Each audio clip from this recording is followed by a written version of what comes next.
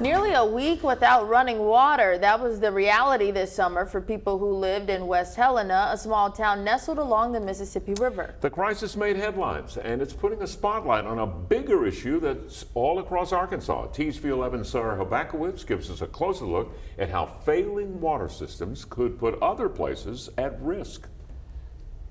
Aging infrastructure and staffing shortages are putting a strain on small towns working to keep the water flowing. Engineers say cities and the state need to make fixing this a priority, but it comes with a hefty price tag. We began a 6-day period where 5 of those days we were without water at all. You couldn't flush a toilet, you couldn't take a shower. It was third world country kind of conditions. As the publisher of the local paper, The Helena World, Andrew Bagley both lived through and reported on West Helena faucets running dry. If it had not been for the governor ordering the National Guard over here, we wouldn't have had access. We would have had to go somewhere else. West Helena's water problems didn't happen overnight. The city says the treatment plant has outdated valves and technology. You can see cracks on the water basin patched over. The building itself is falling apart. Add to it a water tower that's years overdue for cleaning. Right now, the water is safe to drink, but these issues are putting access at risk every day. This is the chickens coming home to roost. Deferred maintenance for decades. Well, the age is part of the problem. In fact, the mayor's chief of staff, James Valley, says they haven't changed much at the plant since it was built back in 1964. Well, the old system runs several risks. Everything has to meet the right place at the right time. If it doesn't get there, the customer ultimately doesn't get the water. And that's what Valley says happened earlier this summer. Back in June, when we had the collapse where the water system just shut down, we were seeing it a whole lot more often.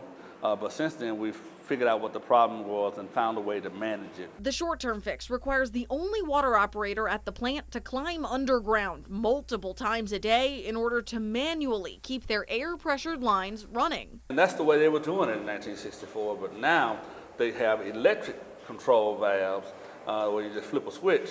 But you don't have that. We don't have them, but we're going to get them. In order to pay for new equipment, the city asked the state for $650,000. They got $100,000 as a loan. But to fix everything, the city estimates it would cost tens of millions of dollars. I bring in a crane and knock it all down and start over. That's what I would recommend. It's not just West Helena. Aging water systems are at risk of failing in cities across the state. It's an issue the Arkansas Rural Water Association has been sounding the alarm about for years. As long as the water's flowing, everybody's happy.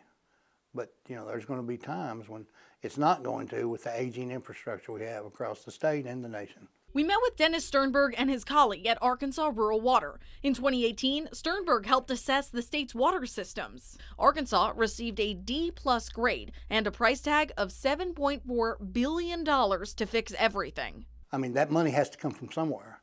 And right now, we've had an influx of monies this year because of ARPA monies the state received, and Governor Hutchinson allocated $270 million for water and wastewater, and they split that in half. And now there's a waiting list of people. Some help, but only a drop in the bucket of what's actually needed. So unless there's more funding, the next place water providers will likely have to look for money is from customers. But that can put a bigger toll on small towns. To be able to provide good rates to carry and maintain and make their system sustainable, but yet don't have the population. So they're going to have a higher rate than you will see in the Little Rocks, the Fayettevilles, the Fort Smiths, where you have a consolidated population to spread that cost over. The 2020 census backs this up. Many Arkansas small-town populations are getting even smaller, putting further strain on the people who still live in them. And I think the community water systems infrastructure is the soul of any community. If you don't have good water, you ain't gonna have people live there. Sternberg says water plant workers are also leaving smaller cities, something West Helena struggles with. And we're paying them, let's say, $15 an hour. They can go to Little Rock and get $22 an hour the next day. So what would you do? All of this putting smaller cities and towns one step closer to a water crisis. If we can get people to come back here and start investing their time and their lives and their work here, we can turn this around eventually. But the fact of the matter is, right now, the system is held together by the equivalent of bubble gum and duct tape. as cities across the state wait on a multi-billion-dollar solution. We got old infrastructure that if we don't replace it, we're going to see these problems repeat themselves. I think everybody ought to be concerned. Everybody ought to be drinking the best water. We live in the United States. We live in the state of Arkansas. There's no reason we can't do it, but it costs. Arkansas Rural Water says it's not just small towns responsible for that $7 billion price tag. The infrastructure in big cities is also aging and will need repairs. All right, Sarah, thank you.